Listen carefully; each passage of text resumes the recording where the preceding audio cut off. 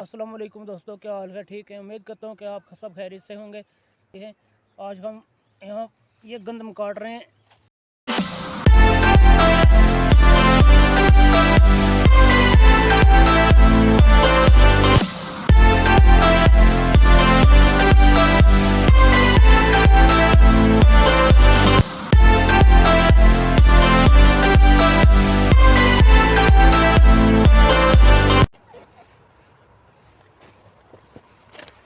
ओए काफ कदर दादार तब्दील होया कोलों चल गए यार पसंद अपने। वाह सुभान अल्लाह, वाह सुभान अल्लाह। जो बने हुसन दी कुछ मन याद नाई।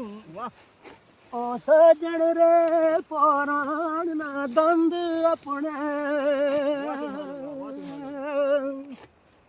आजकल साफ इंसाफ दी बात बखरी जुदा गे गुल ते बंद अपने।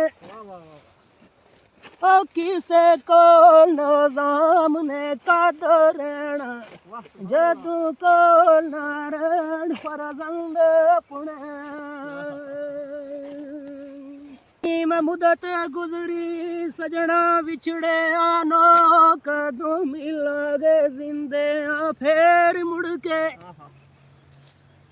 कदों आवसी बार बोसाख वाली कदों बोलन गे तीतर तेर मुड़ के।